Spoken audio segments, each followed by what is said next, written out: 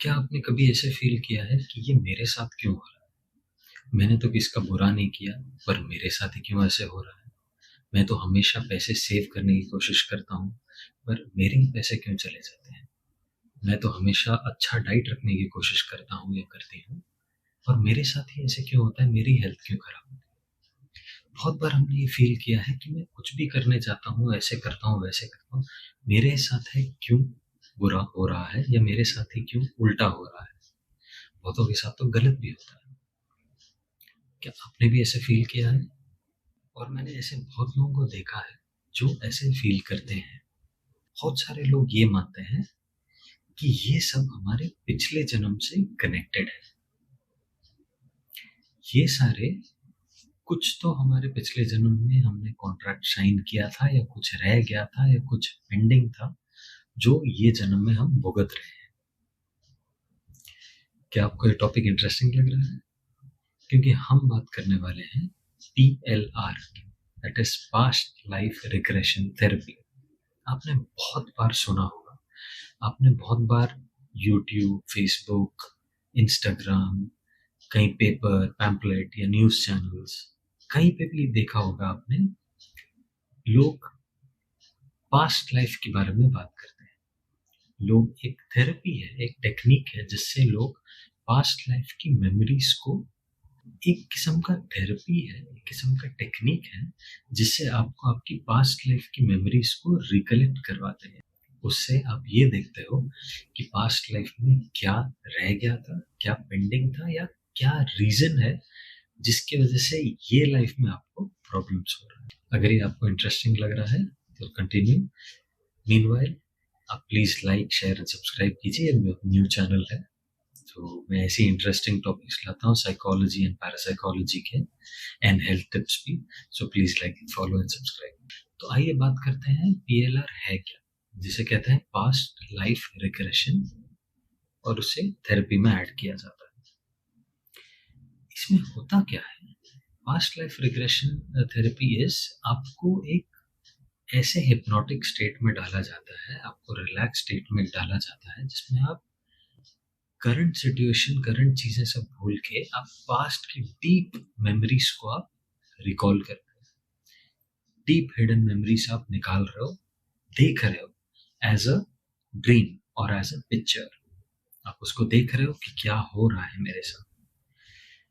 इसमें देखा यह गया है कि सबकॉन्शियस माइंड में जो डीप हिडन डेटा है, दैट इज इवेंट्स है या जो रिकॉर्डेड मेमोरीज है, उसे पुल किया जाता है, उसे आगे लाया जाता है और देन उसे याद किया जाता है। ये थेरेपी के टाइम पे अगर आप ये थेरेपी से गुजर रहे हो, तो आप एक ऐसे स्टेट में रहोगे जिसमें आप डीप मेडिटेटिव लेवल में रहोगे, जिससे आपका ब्रेन बहुत रिलैक्स्ड एंड मेडिटेटिव स्टेट में होगा, और एट द सेम टाइम आप अपने थेरेपिस्ट से कनेक्टेड रहोगे। आप जो देख रहे हो आपको फिल्म की तरह दिखेगा, आपको पिक्चर की तरह दिखेगा, और आप वो बोल पाओगे अपने थेरेपिस्ट को। ये बड़ा इंटरेस्टिंग स्टेट है। It is a part of hypnosis. I mean, बहुत सारे लोग जो इसे PLR टेस्ट करते हैं, ये बहुत बेसिक लेवल पे करते हैं। इसे आप बहुत डीप लेवल में भी ले जा सकते हो, बट उसके लिए आपको हिप्नोटिज्म एंड साइकोलॉजी बहुत डेप्थ में आने की आवश्यकता है, आई मीन ज़रूरत है। You have to be an expert, और you have to be very experienced in that, if not an expert. So इसमें जिस इंसान पे हम PLR कर रहे हैं, वो इंसान मोस्टली जो मेमोरीज वो देख रहा है वो आपको समझाता है या बोलता है। बहुत सारे रिकॉर्डेड वीडियो से यूट्यूब पे आप देख सकते हो, पर इसे अच्छे से करने, सही तरीके से करने, एक ट्रेन्ड प्रोफेशनल की ज़रूरत है। ऐसी किसी के पास नहीं चले जाना। ये बस एक रिक्वेस्ट है, कोई ट्रेन्ड प्रोफेशनल ढूँढना, कोई साइकोलॉजिस्ट, साइकियाट्रिस्ट, कोई प्रॉपर ट्रॉमा थेरेपिस्ट हो या प्रॉपर हिप्नोथेरेपिस्ट हो तो बेटर है। Always do this in presence of a trained therapist.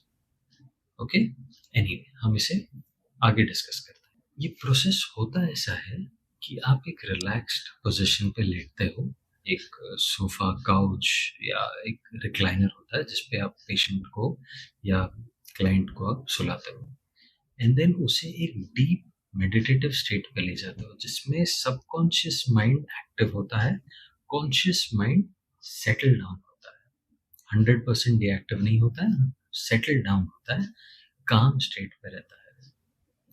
And subconscious mind बहुत एक्टिव होता है और वो क्या करता है, सबकॉन्शियस माइंड से पुरानी मेमोरीज निकाल निकाल के आपको प्रेजेंट करता है।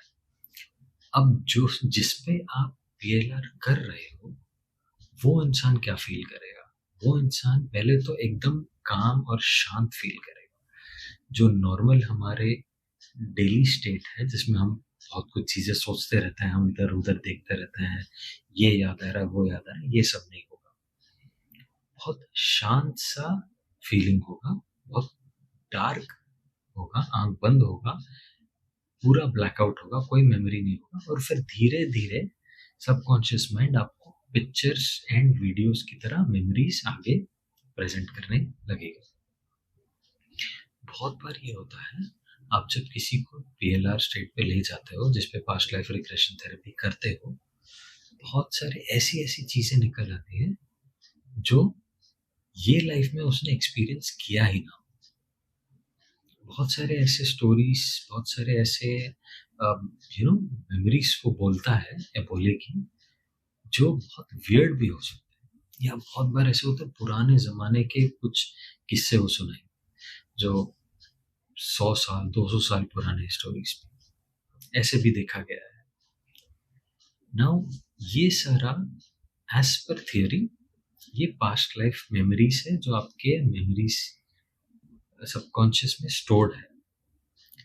बिकॉज हम एनर्जी बींग्स हैं, बिकॉज हम एनर्जी से बने हैं, बॉडी खत्म हो उसके बाद भी एनर्जी रहता है, वो एनर्जी बस ट्रांसफॉर्म होता है एक फॉर्म से दूसरा फॉर्म, हम मूव करते हैं। तो ऐसा कहा गया है कि वो एनर्जी मेमोरीज एंड लाइफ की सारी हिस्ट्री भी कैरी करता है। बस एक अलग शरीर में जाने के बाद हम बस भूल जाते हैं कि हमारे साथ पहले क्या हुआ था। हमें आज की जिंदगी में हम इतने बिजी हो जाते हैं कि हम पुरानी बातें भूल जाते हैं। तो ये कॉन्सेप्ट है।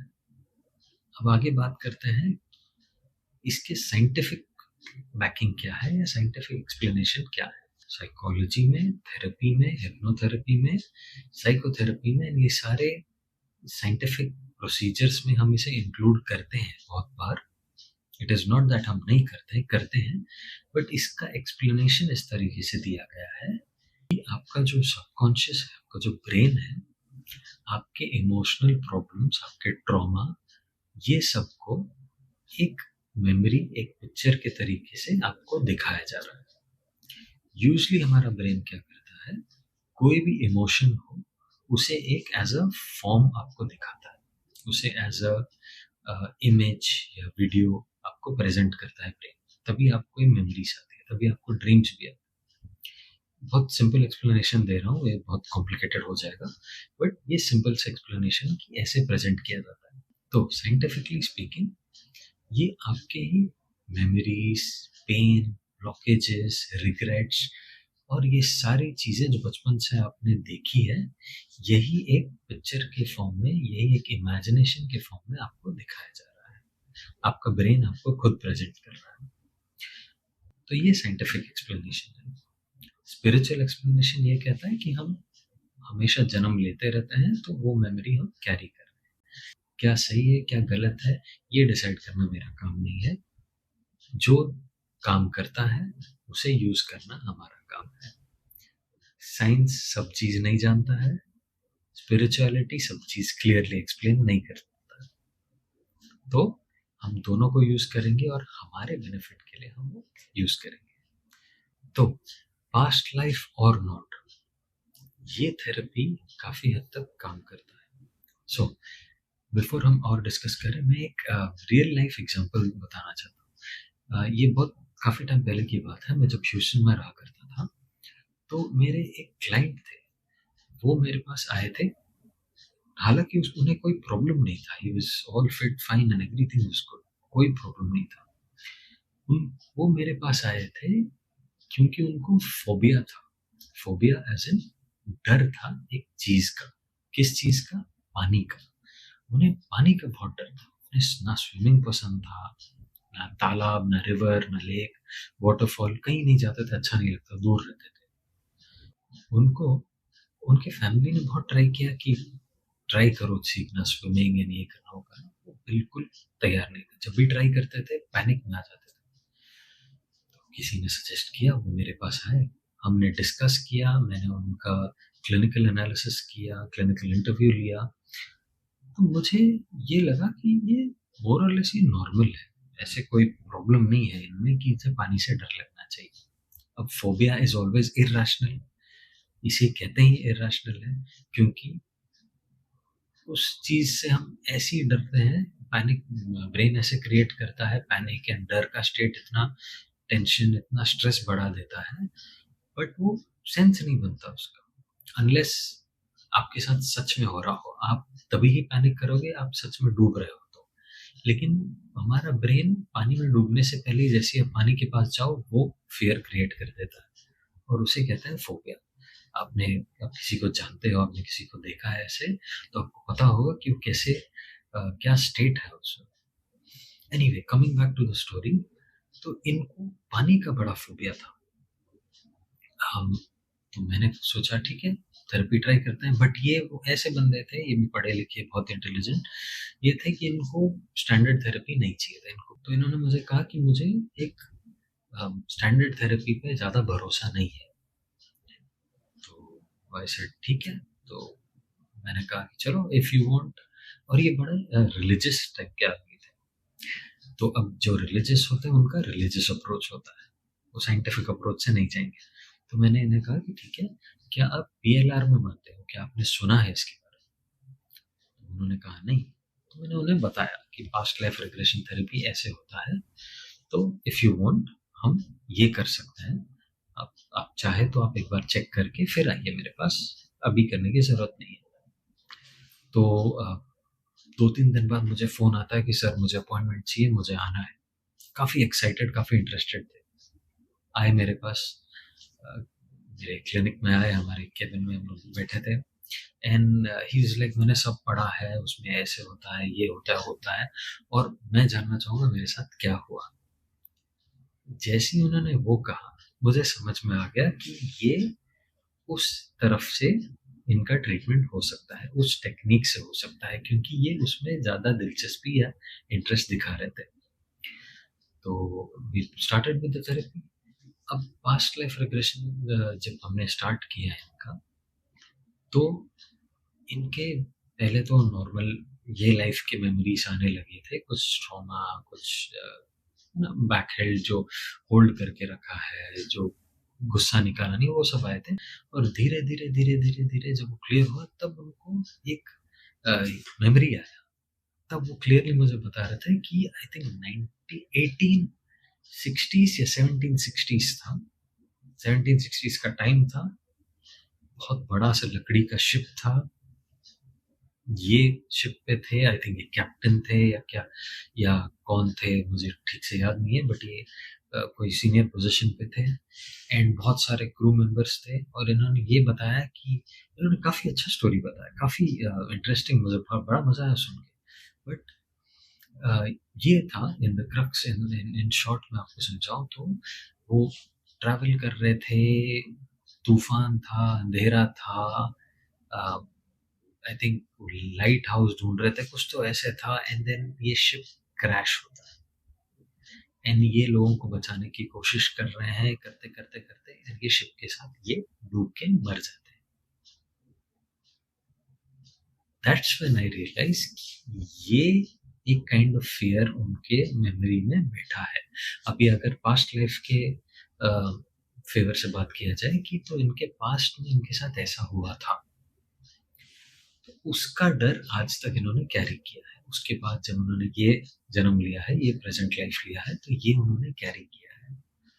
तो जब मैंने उन्हें थेरेपी कंप्लीट किया, उनके पास्ट लाइफ को एक ये एक टेक्निक होता है, मैं आपको फिर आगे कभी समझाऊंगा। मैं जब ट्रेनिंग देता हूँ, मैं सिखाता हूँ लोगों को कैसे किया जाता है।